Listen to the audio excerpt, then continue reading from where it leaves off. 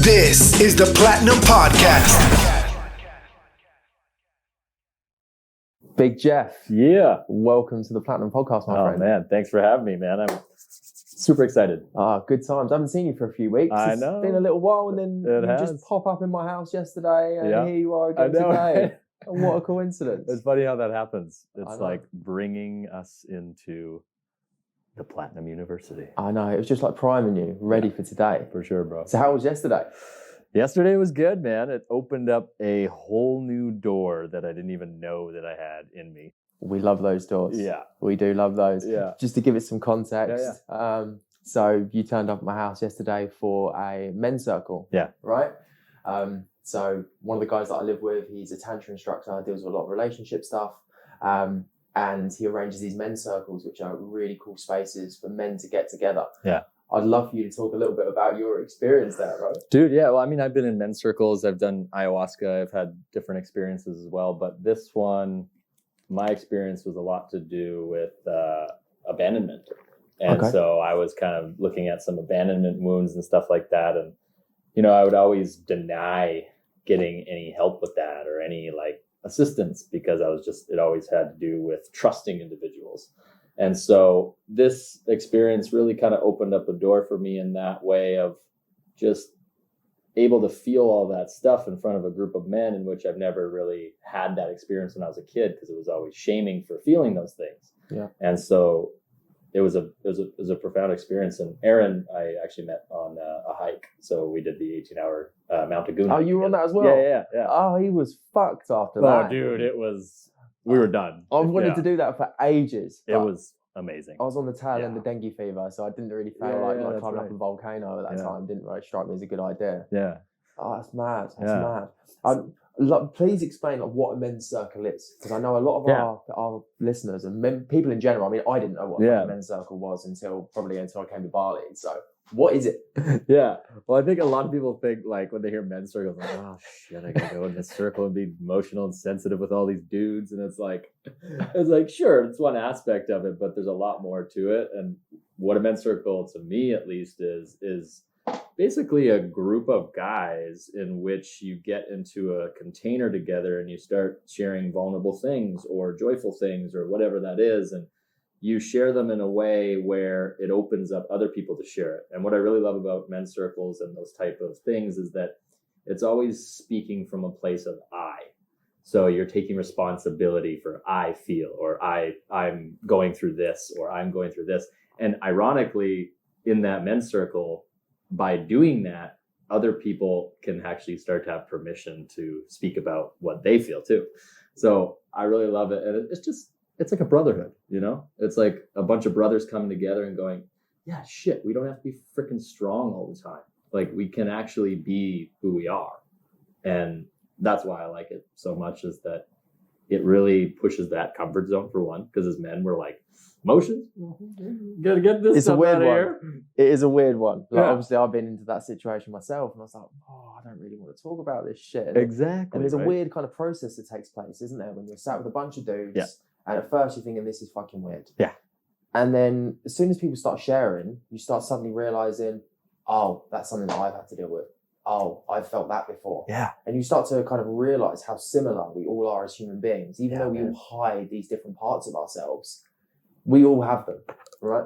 Every single person has them. I know. It's like, I was talking to my buddy the other day, and I'm like, if someone put a glass in front of you and said, like, this is emotions and uncomfortable feelings, and this is like gym, surf, and fun, which one are you going to choose?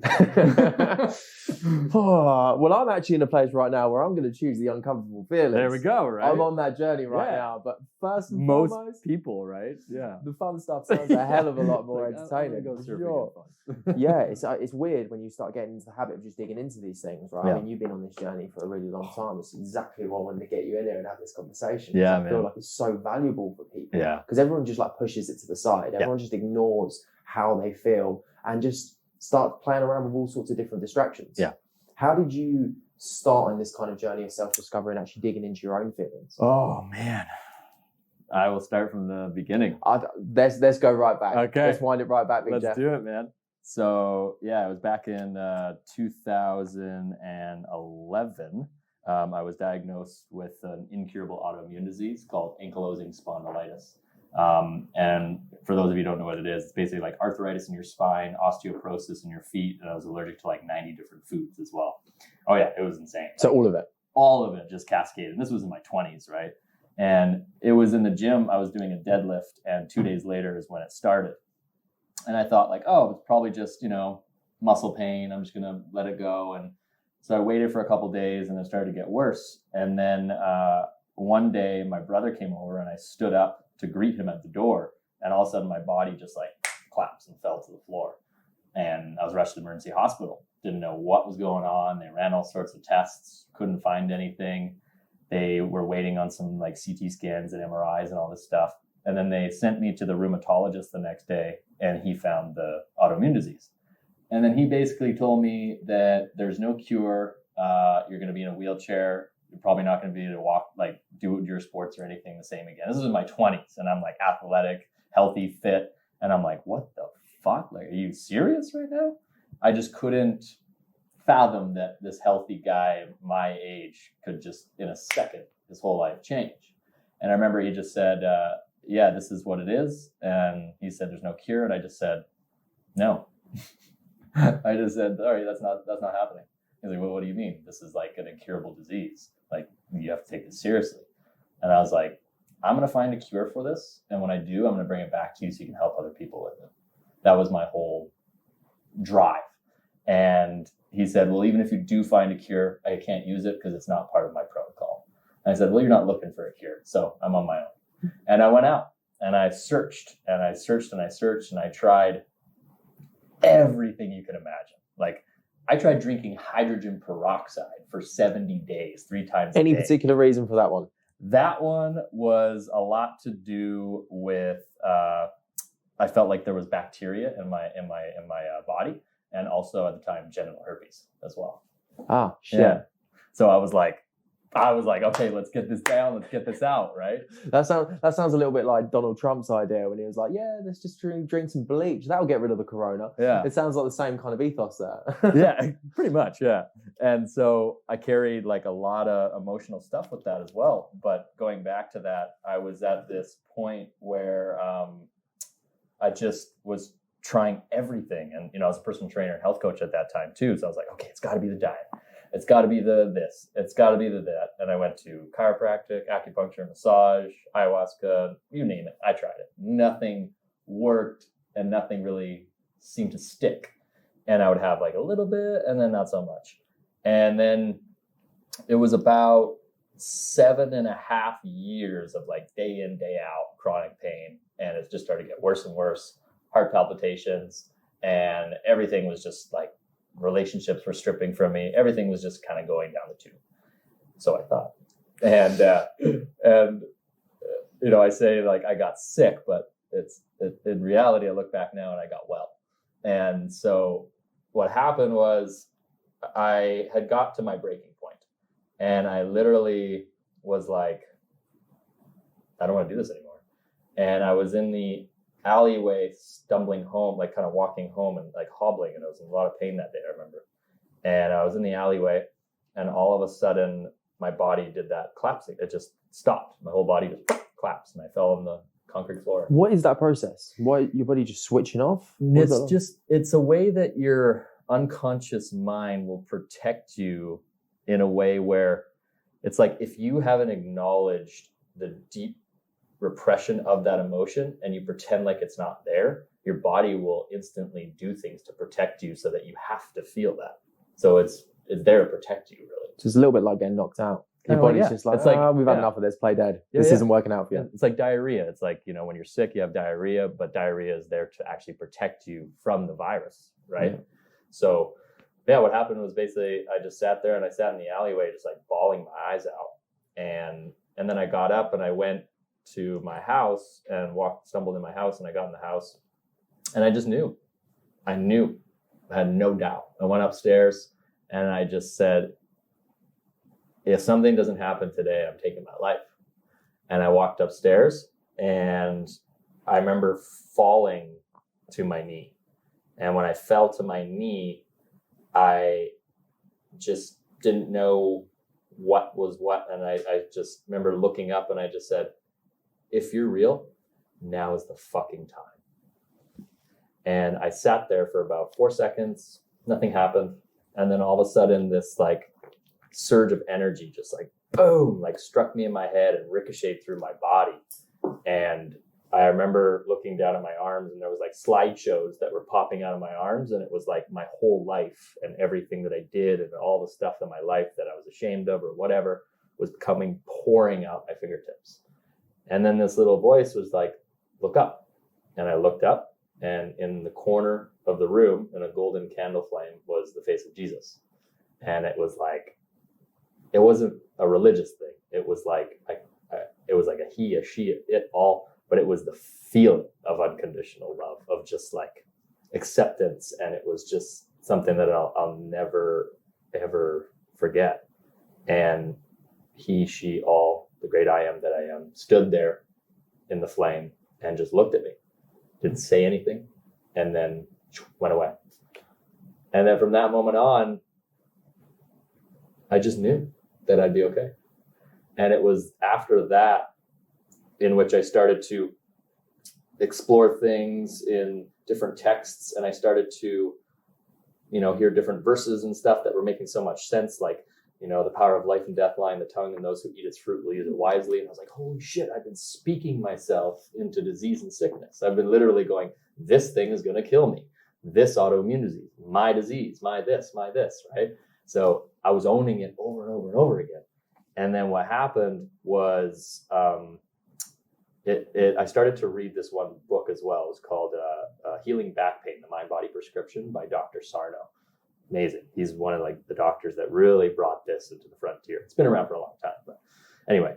And so when I started to after I had that experience, I was in the gym again, and I was doing a sit-up, and every time I would go do a sit-up, there'd be like extreme amounts of pain. And this time there was no pain. And I was like, what the fuck? Like, this is weird, right? So this is just after this experience. This was that you've had 2 weeks after the experience. Yeah.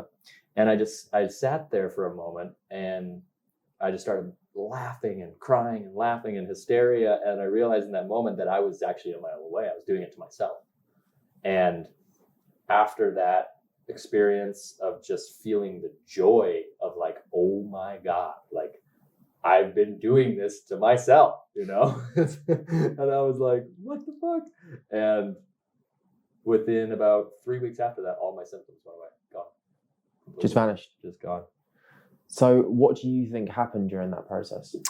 What I think happened during that process, when I look back on it, is that I was so in my way and so uncomfortable with all of those emotions and shame of them, that the only way for me to actually hit my rock bottom was to hit my rock bottom.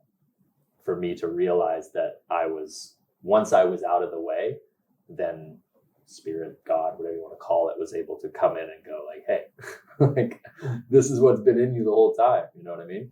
So for me, it was years and years and years of just putting on this mask of happiness and people pleasing, and just making it like always good, and there's a great side to that, but it was always how I coped with things in my life. It was just always make them positive, make them happy, make them positive, make them happy, because I was just so afraid of that other side of me.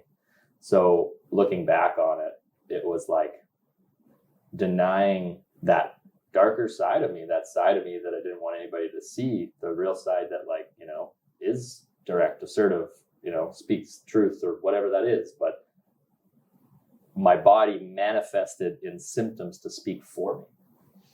So let's talk a little bit about that process. Yeah. So what you're saying here is the suppression of these emotions over time is what's then manifested in physical ailments. Yeah.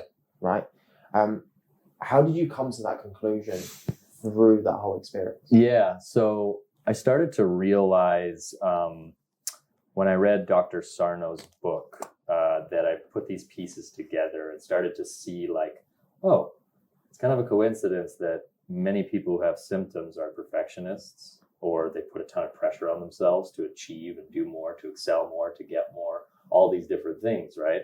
And so I started to kind of see the commonalities in people. And actually at one point I was talking with this one guy on YouTube who was on the same journey as me. And he's like, oh yeah, I figured out how to like, cure my spondylitis and all this stuff. And then he's like, yeah, it's apple cider vinegar. I was like, oh, okay.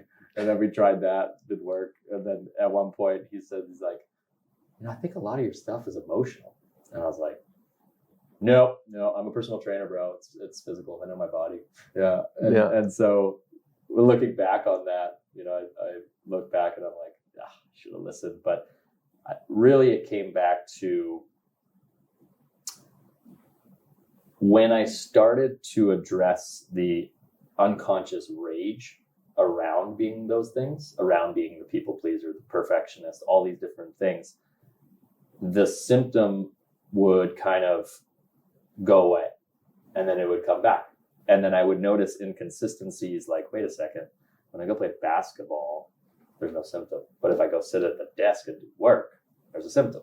So like, how the hell's that work? Yeah. Like, that doesn't make any sense. Like if I had this, spinal fusion thing going on, there should be a symptom all the time. Well, so throughout this whole process, when you were suffering with it, you could do things that essentially brought you joy. Yeah, there was times where it'd be like glimpses of it, and then not, and then I'd be like, So along the way, there was insights, but after that, after my experience, that's when I started to really see the subtleties of this, and my question actually became the real indication came, okay, if I can heal from this, can other people do it too?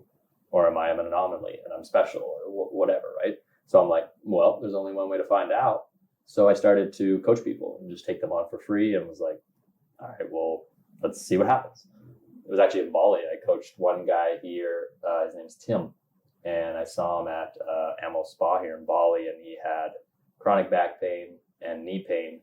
And I just went up to him and was like, hey, bro, like, I think there's something else going on if you want to check it out. And he's like, all right. And I was like, yeah, see where it goes. And he was like, okay. So we did.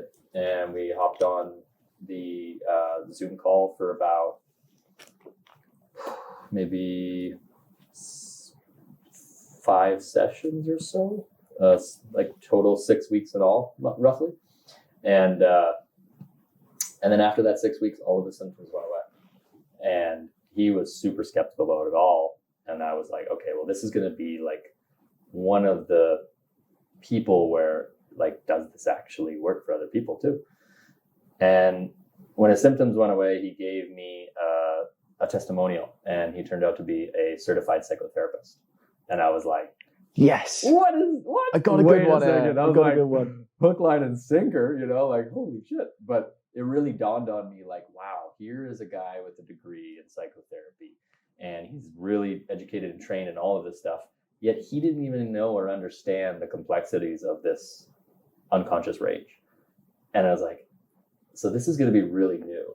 And in that moment, I really was like, okay, I want to dedicate my life to this. That's interesting, because there's actually a lot of research that shows like the detrimental effect that rage has on you as a human being and in terms of physicality. Yeah. We all know the effect of stress on the body. Yeah.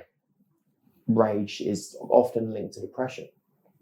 So suppressed rage naturally is also going to be linked to depression. Right? Yeah. And what strikes me as interesting is that this isn't more like broadcasted more, because there is research there. Mm-hmm. As you well know, we've shared a very interesting book in the past which kind of covers all of this. So I'm always interested to know, so what was the psychotherapist, what was his approach, what was his explanation for what's going on here?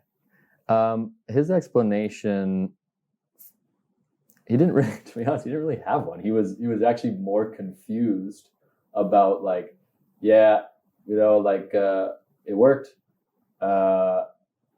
If you're going through some stuff, then it was more embarrassment. I'm not gonna lie. His review doesn't sound that good at this point. No, it was like, I watched his review and I was like, I don't think he's happy about that. Yeah. But at the same time, he was like, it was almost like shit.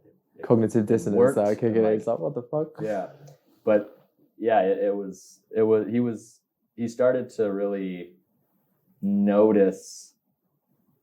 He started to notice the need to heal himself, put pressure on his healing journey. Interesting. So it's like another form of goal-orientated behavior that's a detriment to you. Yeah, that's what a lot of people do is they go into this healing journey and they go, okay, so I got to do this. I got to address my unconscious emotions. I got to do this. And I got this protocol. Okay, I got to do this, change my diet to that. Okay, why aren't I healing? It becomes another job, right? It's another profession that you're going to burn yourself out trying to achieve. Yeah, exactly. It's not, and I always tell people, I'm like, there's nothing to fix. There's nothing to heal. The disease itself is you thinking that there is. Yeah, I'd love to talk a little bit about some of the books you read and some of the research on this. Absolutely. Because one simple, when I first started to hear about, your emotions are massively related to how you are physically, I was a bit like, but I'm an open-minded guy. So I was like, let's talk about it. See what's up. And then one real simple explanation that was given to me was, when you're feeling depressed, how do you stand? And the answer to that is, I'm probably a bit slouched over, right? And progressively over time, that depression that's then affecting my physical posture is then going to have a detrimental effect on my shoulders, which is then going to be bad for my back. All of a sudden, this pain that I think is physical, it actually has its root cause in emotions. Yes. Right? Yeah. So can you tell me a little bit more about some other examples of this? Yeah, totally. One of the big ones that I'm noticing with people is that even just as simple as like having your phone, like if your phone is here, that is the universal body language for depression and sadness. Yeah. So when people look down, they're sending a message that their body is sad or depressed. Yeah. Where they don't even know it. So when they hold it down here, it's like you're sending that message, you're cutting off the airway, and you're also getting the thoughts that are going to relay back to your body, because your body is your mind is your body. Yeah. And so it's just such a simple thing to acknowledge, where the body is a mere image of what has been repressed. And then also the mind is a mere image of the body. So they're interconnected. Without the mind, you wouldn't be aware of your body. And without the mind, you wouldn't be aware of your symptoms. So it has to reside in the mind, but it has to fall into the body. Yeah. I think that I read a quote recently, and they say like one of the biggest mistakes of the medical profession is the time when they decide to separate the mind and body. And everything that we're talking about here is actually bringing it back and letting everybody know that the body is a stupidly intelligent being. Oh my God, it's so smart, bro. It knows so much more than we're aware of. And where does all this information go if we're not consciously aware of it? It sits in the subconscious, right? Yeah. So what does the process look like when you're trying to tap into that subconscious and really start to dig into the messages that your body is telling you? Yeah, for sure. So just to kind of clarify, when I say it's unconscious rage, yes, that's part of it, but it's actually stemming from repressed joy. Interesting concept. Yeah. Not heard it from this angle before. Yeah. Enlighten me, my friend. So unconscious rage, right? It's one of the main emotions that when people have felt when they're kids, they either were hit, abandoned, left alone, or sent to the corner, right? You're in a tantrum, you've been bad, go to the corner. So when I say unconscious repressed joy is actually from its stemming, is because that is enjoyment of self. And so that part of the child that was abused or that was neglected for that part of themselves has been learned that that part of themselves is not okay. So when they actually come back to realize that it's the repressed joy around that, then it becomes an enjoyment of self. Oh yeah, I'm an angry son of a bitch sometimes. You know, I can be super kind and loving and helpful. I can be obnoxious. I'm everything. And so the moment that we deny one thing, we're no longer whole.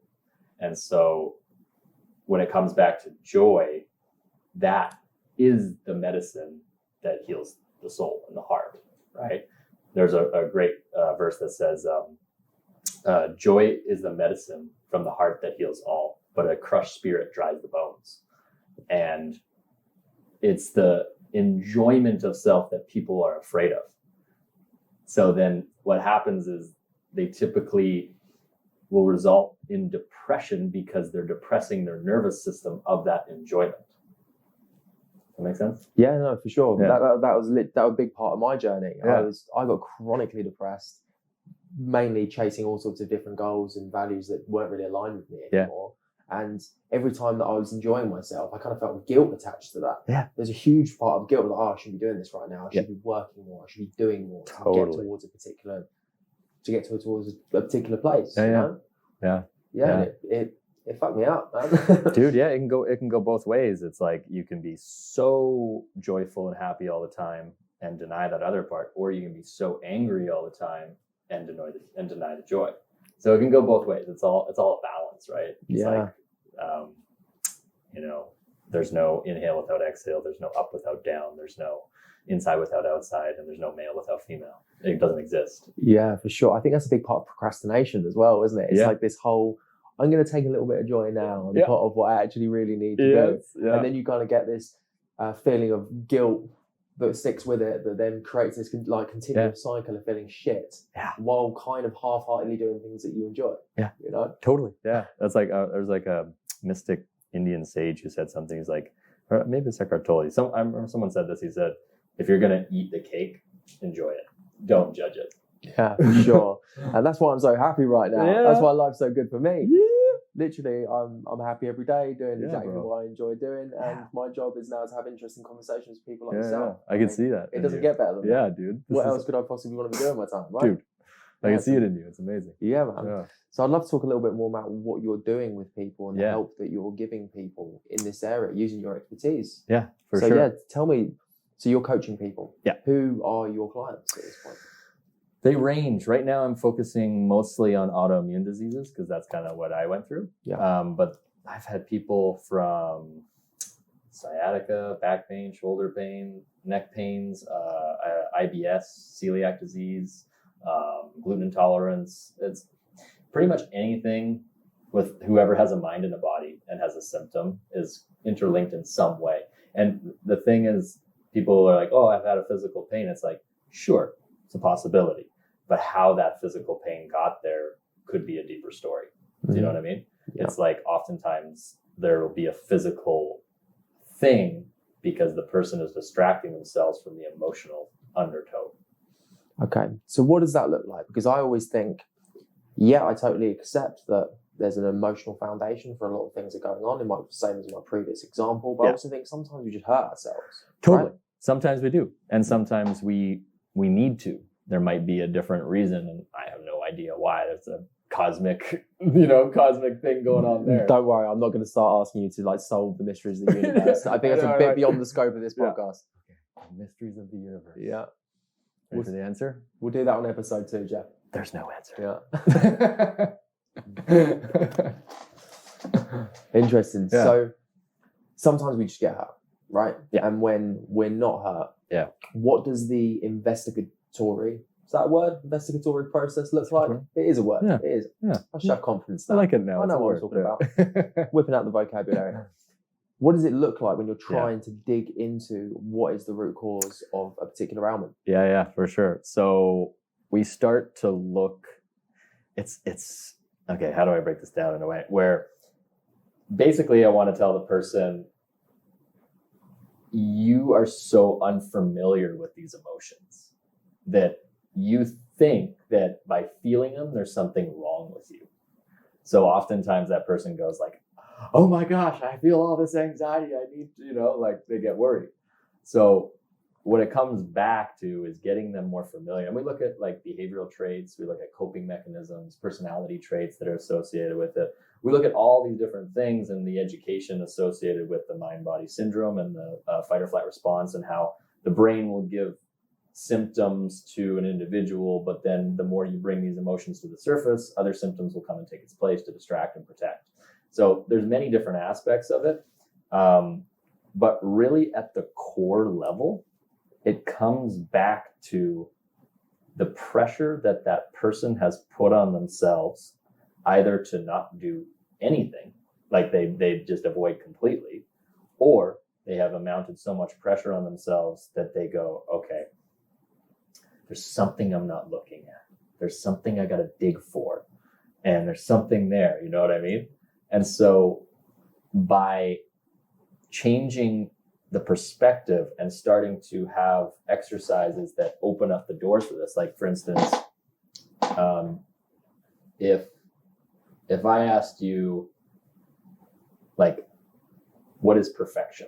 I hope you guys are enjoying this episode of the Platinum Podcast, brought to you by Platinum University, the real life school of mindset, online business and financial independence. Platinum University teaches you everything conventional education missed.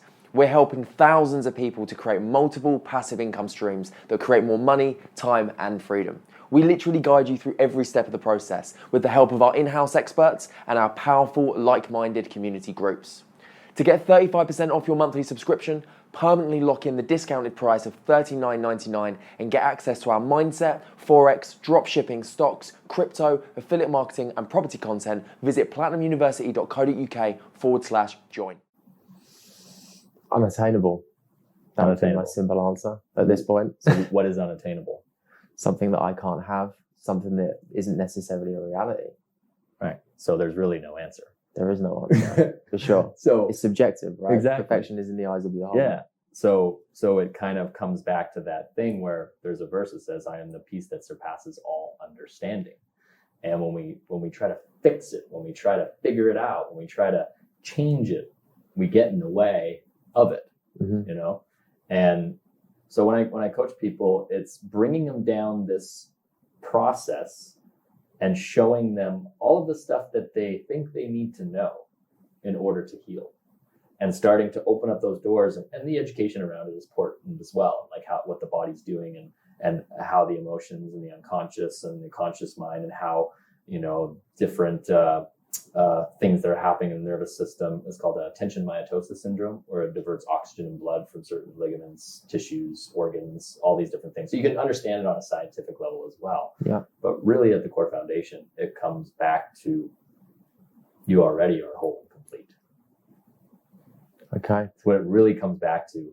But in terms of, for people to understand it a little more clear, the process is the person. So I don't have like a set thing where like, okay, this is what we follow. It's looking at the person's, who they really are, and looking at the deep insecurities of them, the deep fears of them, the parts of themselves that they haven't accepted, and the parts of themselves that they convinced themselves that they have accepted, and looking at those things. And when you start to go in that direction with someone, what will happen is your brain doesn't need to actually protect you with a symptom, because it's not afraid of the symptom, because it's not afraid of who you are. So the symptom is there regardless of what you're feeling. So if there was no symptom, you'd still be feeling the same way, is what I'm saying. Yeah. And so when the person learns to accept them, then the symptom ceases to exist, because you've changed the neural pathways that, oh, this actually isn't a symptom. This is just a fear of accepting and being seen in front of other people. Yeah. One thing I've learned in a lot of the recent work that I've been doing, everything just boils down to the same thing. It's just fear of death. Everyone's just scared of dying. Yeah. Whether it's being ostracized from a community, if you're scared of being embarrassed, whether you're scared of looking stupid in front of people, it's just because you're scared of being ostracized by people, which then used to mean death. Yeah. That's one example, isn't it? You know, you're scared of people not liking you. Yeah. You're scared of how you present yourself in the world. You're scared of all these different things, but Yeah. they're all same thing. Yeah. You're scared of death. Scared of death. Right. Yeah. Scared of taking off the layers in which you had to put on to survive. Right. And I believe so much so that it's about coming back to being a child again, where it's just like, you know, you look at a kid and it's like, you know, when they're running around, like I saw a kid at the other beach today just running around naked, like scratching his ass. And I'm just like, that's who we all are. We're just I want to be that happy. Yeah. That's where I want to be. Exactly. Right. We all kind of want that, right? We do. And we essentially. And we want no judgment from other people, because it's like, at the end of the day, if someone's judging that, then they haven't accepted that themselves either. Yeah. And a lot of these beliefs that we've all taken on, they're not even ours. A lot of them, they're beliefs that we gained from our parents, who are just acting out their own traumas and projecting them onto us. And then they've taken those traumas from their parents. And we're all just going through this cyclical process where we just deal with shit that doesn't even belong to us in the first place. Dude, yeah. So for sure. I've often said this, but like when you get to a certain point of adulthood and when you get to a certain point in your self-development journey, it becomes more about unlearning stuff than it does about actually learning things. I've got to this point, I'm not saying I'm enlightened, I know it all, but I'm definitely more interested in the beliefs and thought processes that I have kept as habits than I am in acquiring new knowledge in many ways. Because it's when you actually start digging down into what your own belief systems are about how you're showing up in the world that you can really have a monumental effect on the direction of your life. Yeah. Right?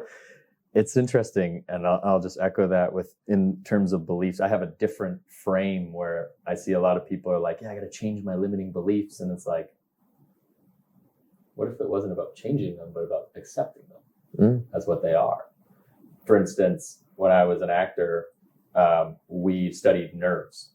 And one of the things that was interesting with nerves is that when you're nervous, if you try to change that you're not nervous, more nerves come up to get your attention to show you that you're nervous. And so what happens is, like, if the nerves come up and you go like, nope, I'm not nervous. No, okay, I'm actually excited. And so what will happen is, like, until you acknowledge fully that, yeah, shit, I am nervous. It's okay. They actually don't stop. And so the reason I say that is because when people start to go on this healing journey, they go, okay, I got to change my beliefs. And it's not about that. It's about fully accepting the part of yourself and going, yeah, shit, I'm a bit of a perfectionist sometimes. Yeah, it's okay. I suppose part of that, though, it doesn't always have to be changing. I mean, as soon as you're just becoming aware of a limiting belief, exactly. That is changing. Yeah. Well, to a certain extent, I would argue it is changing, because as soon as I become aware of something that's going on for me, when it comes up, I go, I'm doing that thing again. Yeah, because you're aware of it, right? Yeah. And I suppose they kind of cross over, because I'm not trying to change it, but at the same time, I'm changing the outcome by recognizing it. Absolutely, yeah. So it can go in a different direction. And what I'm saying is, like, some people go like, okay, limiting belief, okay, I'm going to change that in the moment. And it's like, sure, that's one way. But now you've given the message to your nervous system or body that it's not acceptable, you have to change it. Instead of just being aware of it and going, interesting. Okay. What am I choosing to believe right now? Well, interesting. You know what I mean? Yeah. So it can go both ways. You can change it with the mind, or you can change it with just being aware and stillness. I get it, because I think there is an important distinction there, because I think if you constantly go down the path of getting rid of your limiting beliefs, then you're just moving into another form of suppression. Exactly. Because you're essentially going, which is actually somewhere I used to be, for sure. Right. Like I used to, because I've always been quite a confident person, right? I've always been happy to speak and all these other things. But then I'd also say, oh, no, I don't really get anxiety. No, I never suffer with anxiety. It's not really me. Right. And what it was, I actually didn't realise, but I did. Like, it was only when I had a complete burnout mental breakdown and I realised I was up all night thinking about this business. That was anxiety. Yeah. Bear in mind, I've got a psychology degree. I'm very aware of what anxiety is, but I had got myself into this pattern of saying, no, I don't get anxiety. That's not how I am. I'm not an anxious person. And there I am, suffering with anxiety and just dealing with it. You nailed it, man. It's ridiculous. Yeah. When it dawned on me, I was just like, fuck, I'm a fucking idiot. How is that even possible? What is going on? It's the denial of self that creates the suffering, right? Yeah, for sure. And I was making myself suffer. Yeah. When I actually realised that I had anxiety, I was like, oh yeah, I actually am pretty well qualified to understand how to deal with this. Yeah. Isn't that crazy? Yeah. I should be doing it. I had someone the other day where they're just like, no, I don't get angry. And I was like, says no child ever. Yeah. That was me as well. You know what I mean? Like, it's not possible. Like, we all get happy. We all get angry. We all get sad. We all get depressed. We all get anxious at times. And that's why I love the metaphor and the journey of Jesus, because here's a person, or in the story of Jesus, where he was depressed, sad, anxious, scared, lonely, everything, experienced it all, and then died for it. Yeah, well, I suppose we're all just hardwired, aren't we, to not feel, especially as men. It's like bringing it back to the men's circle. This is why this is so important. Yeah. As a man, we are taught that we shouldn't really show emotion. We should be solid. We should be stoic at all times. Yeah. Men shouldn't cry, which is actually, in my opinion, one of the biggest reasons why there's such high instances of suicide in men over 40. Yeah, because they are taught to suppress their emotions and just get on with shit. That's it. But the reality of the situation is we're all human beings that all suffer. We all go through hardship. We all need support. That's never something I used to understand myself. I was like, well, what the fuck's support anyway? I don't need support. I'm independent. I got this under control. Same me. I'm like, I got this. I don't need anybody. It's fine. I don't need anyone. Yeah.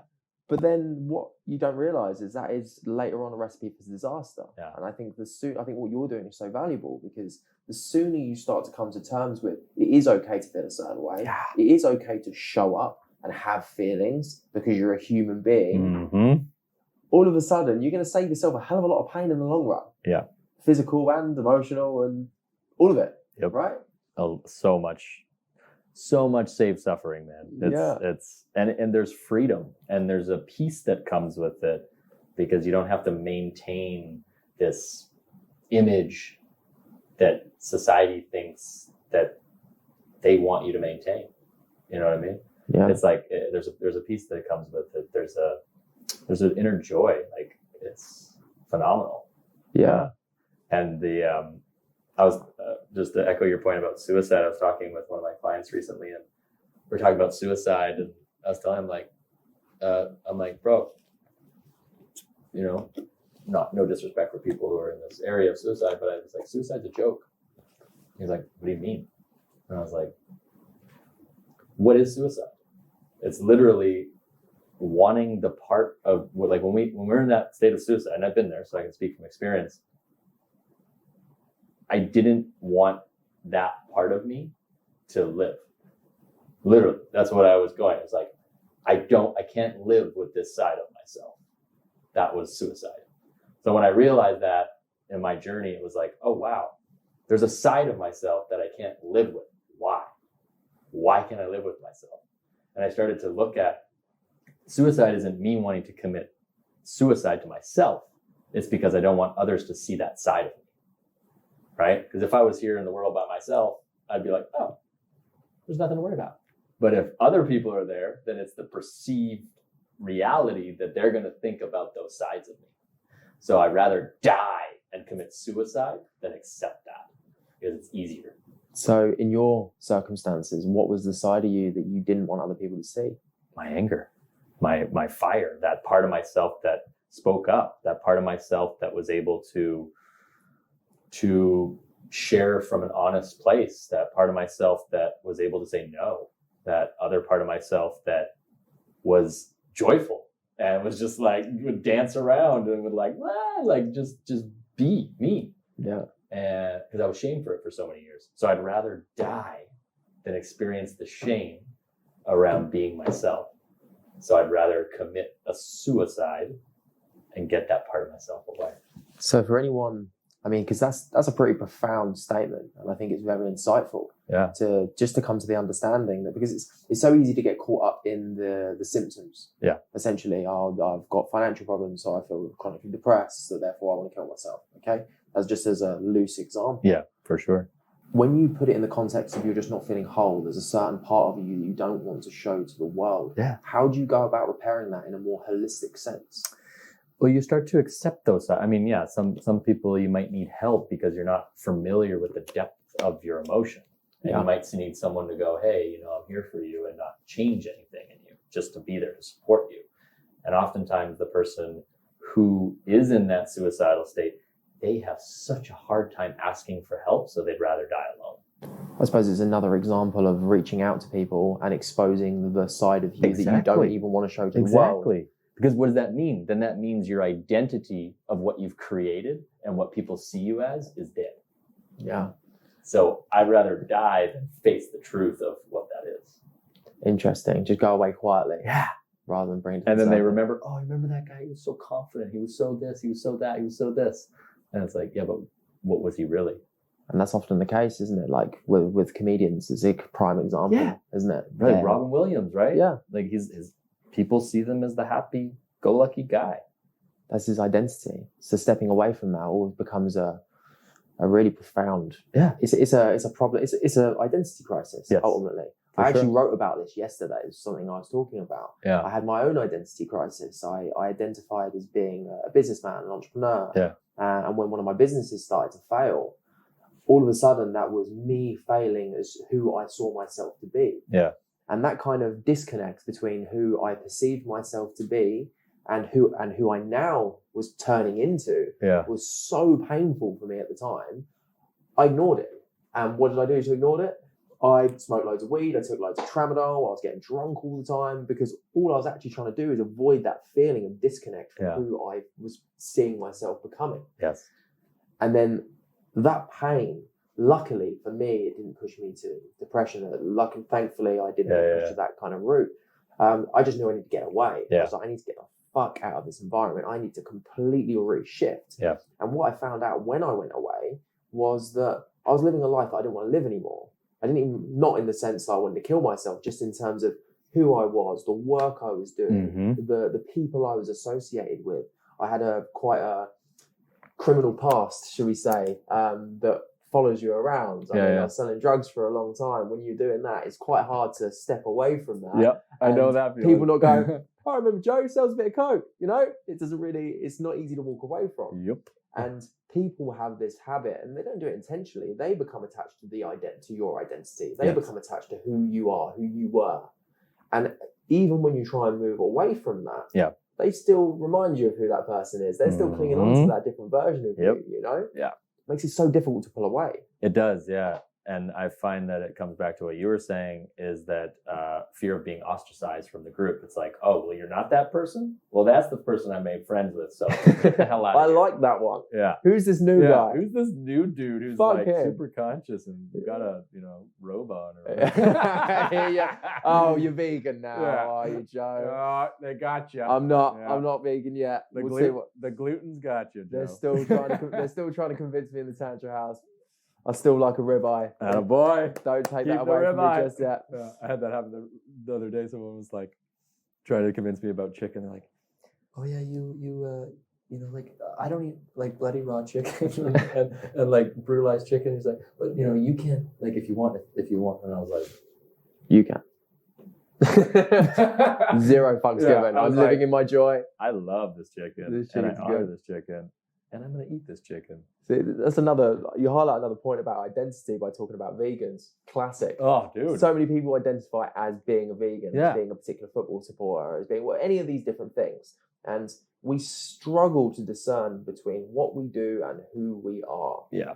And the vegan is a classic example. I love this debate because obviously it's quite a fiery one. So it's very controversial. You've got the vegans on one side, you've got the anti-vegans that are just like waving steaks around going, I fucking love meat, Yeah. But they're creating a new identity for themselves. Yeah. And the more they argue it, the more they project that into the world, the more they solidify and dig their heels into a particular point of view. Yes. And that's so dangerous because then you're not malleable. You're not open-minded to different points of view. Absolutely. I've been there myself for sure. I've been there. I remember I used to be like, fuck vegans, fuck them. But now I sit down, I've had many conversations with very intelligent vegans that are giving me some really insightful arguments. Totally. It's not for me right now. Yeah. And if I'm totally honest about it, I'd say it's because I just like meat. Yeah. That's how I stand on it. It makes me happy. There you go. Do I really want to get into the debate about what's best for the environment, best for the world? I don't know. I think they've got some pretty good arguments, so I might stay away from that one. They do. There's some serious arguments there. So if I'm being truly honest with myself, I just like steak. Yeah. It's great. I enjoy it. I'm being selfish. Yeah. I'm owning it. I like it. I'm there. I own that. That's awesome, bro. It's dark. Yeah. It's a shadow, but I'm being selfish in this instance. I like it, man. It's like I was talking to someone about this the other day where I'm like, I'd rather not worry about my food and enjoy my food. Yeah. You know what I mean? And it's like, sure, yeah, you have all the research and information about vegan and all this stuff. And I'm like, but also by being vegan, it damages the rainforest too. So it's like, you can't, there's always going to be a backlash or something that gets affected by going fully into something, it's just, there's inevitable. And that's, again, back to the original point, I suppose, that's the danger of this identifying as a certain way, because you completely close yourself off to different points of view. Yep. And that's now something I actually pride myself on, is being open-minded. Yeah. Like, I'll listen to anything anybody says. I'm open to it, whether I agree, whether I don't. Yeah. Tell me why. Yeah. Like, if I'm sat here having a conversation with somebody that I don't think is a complete and utter idiot, hopefully that's the case. Yeah. I feel like that's the case right now. You good? You good? We're good. I've got you, Jeff. I think you're all right. Yeah. Then I know that you've come to the conclusions that you've come to with certain reasons, right? I want to know what those reasons are. Yeah. I don't want to shoot down your point of view because I don't agree with it. My experiences are different to yours. This is an opportunity for me to dig into your thought processes, your experiences, and find out why another intelligent human being has come to these conclusions. Right? Oh man, you said it so well, and I got goosebumps just thinking of it. It's like your perspective is right, and my perspective is right, and it's wrong, and it's wrong. Yeah. It's like there's no right answer, but it's like what we're talking about is acceptance. Like if I say something to you and then there's a need to defend it, it's like, oh, interesting. It just is like more of an inquiry to like, well, why would we need to defend something in which we haven't accepted and we're trying to change the thing in which we need to defend? Because you identify with that. Exactly. It's you. You are taking this, call it veganism, you're taking this into your heart and making it part of who you are, who you identify as. And now anytime you attack veganism, you're attacking me. Therefore, I'm angry, upset, and I don't fucking like you. Yep. And you know? that's the same thing with chronic pain and disease is like when people go, oh, it's my autoimmune disease, my pain, my symptoms, right? They label them and they literally put a little bow around them and they go, that's mine. And I had this with someone where she's like, oh yeah, like I have this. And she was so tied to this identity. And I pulled her away from it and was like, oh, do you think it's because, you know, you have a red backpack? And she's like, what? What do you like? And she got super pissed. And I was like, interesting. The moment you try to take someone's identity away, then that's their story. Right? Yeah. And it's like what you were saying is like,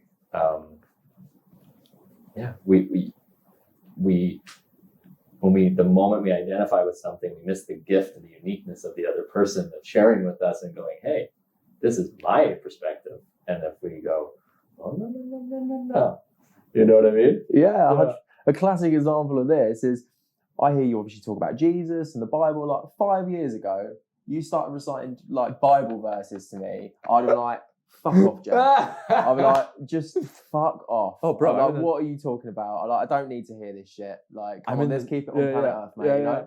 That's what it would have been like. Totally, man. And I'm in the same boat. Like, someone would tell me, like, Bible verse, and I've been like, get the hell out of here. Like, this is bullshit. Yeah. But there's a lot of wisdom in that, and there's many different wisdom in things. But for myself, it's like, it's more of like a teaching in a way where, say if we take that and roll with the possibility that we are God in itself, we are the essence of God. Mm-hmm. Well, then it's like we're literally walking reincarnations of the great I am that I am.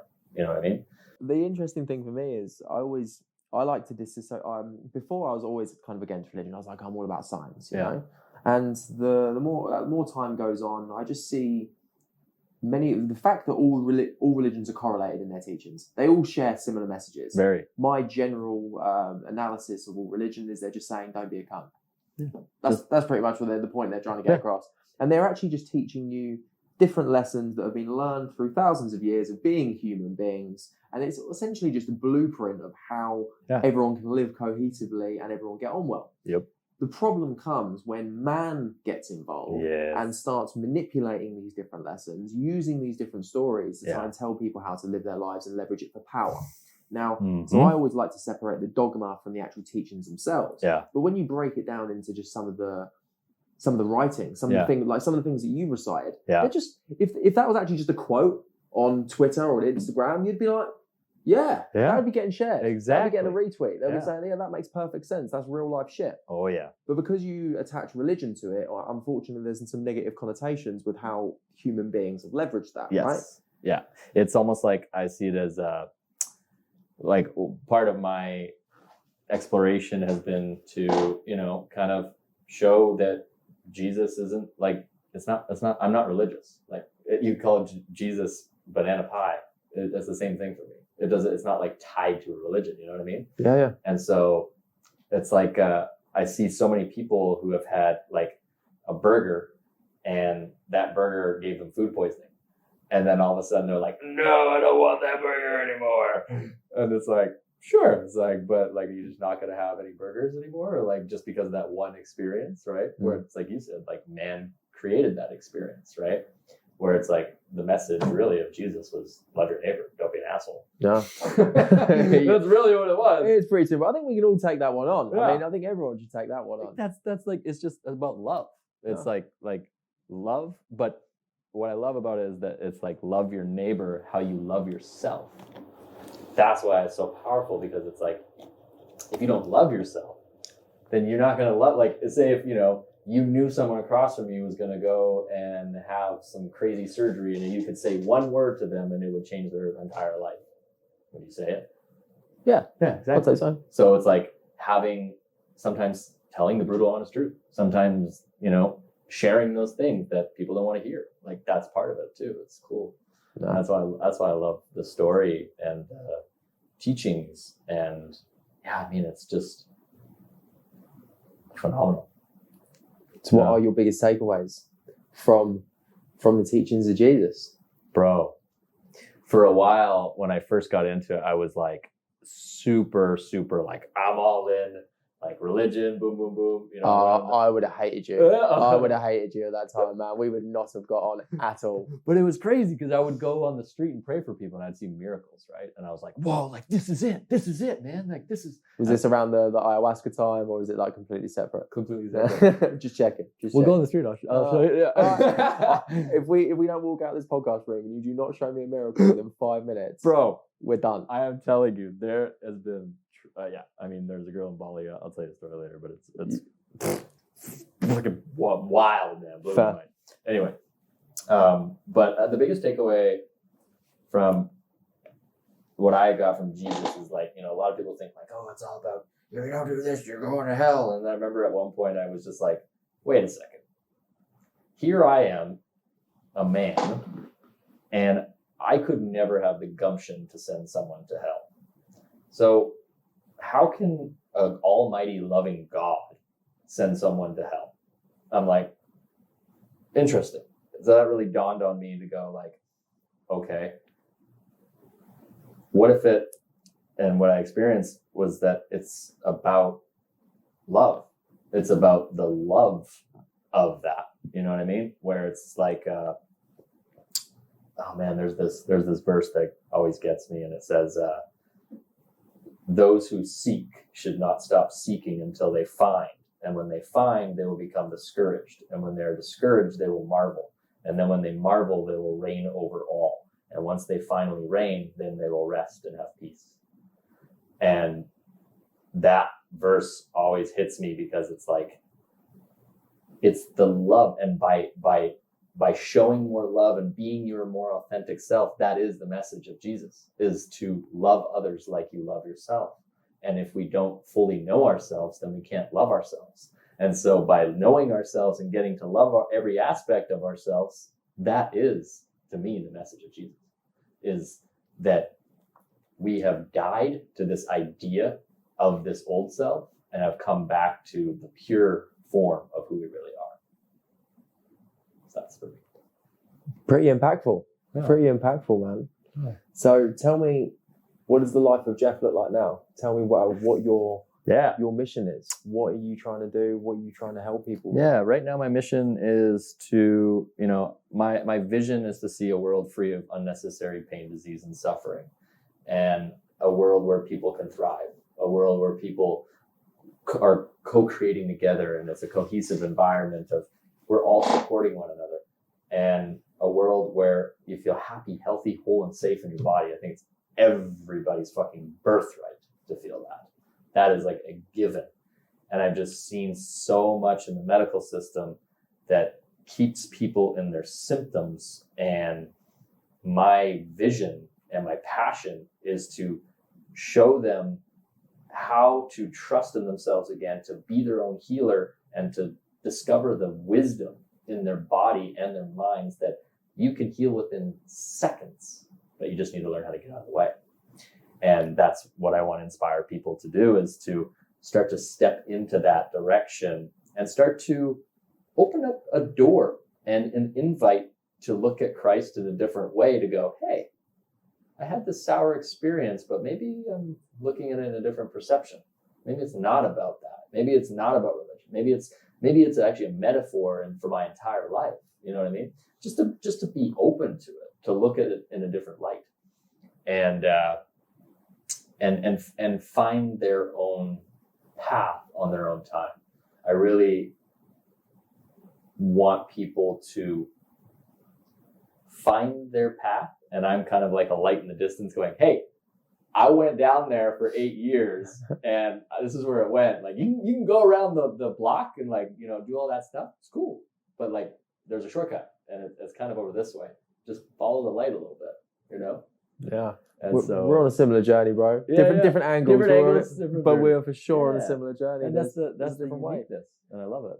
And right now, I've just been coaching people, guiding them along this journey, and just giving them freedom again and hope, and showing them that it is possible. I mean, I saw a girl, just to give you an idea how possible and how deep these things really go. A girl fell off her horse. She got paralyzed, was pronounced paralyzed at the doctor, and she said no.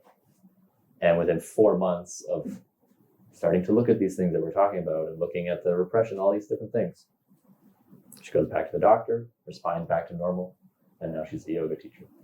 So it's like, when you hear shit like that, and when you experience and you see things in that way, there's nothing.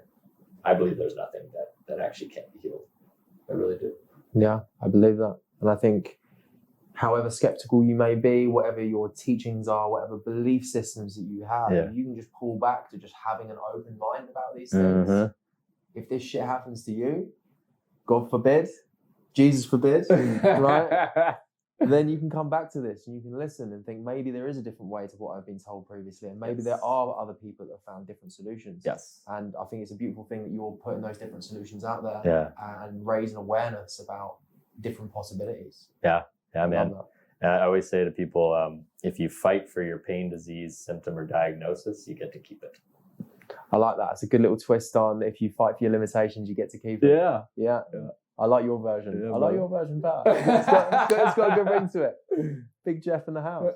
I think that's a perfect point to end on, man. Awesome, before I let you go, brother, please let people know where they can find you, what work that you're doing, and how they can engage with you further. Absolutely, yeah. So right now I have a course.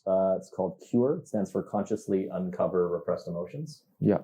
So that's a course that people can take. It's on my website. The website is www.mindbodyhealer.com.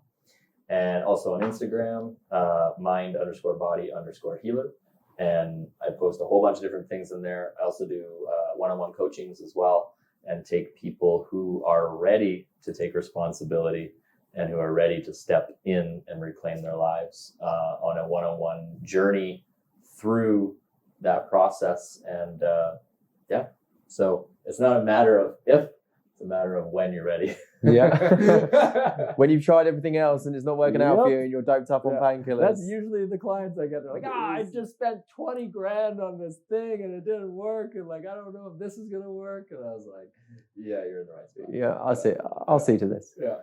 Well, let that be a lesson to you guys. Yeah, brother. If you're looking for that final answer, Jeff might be your guy. Yeah. It's been an awesome time just talking with you, bro.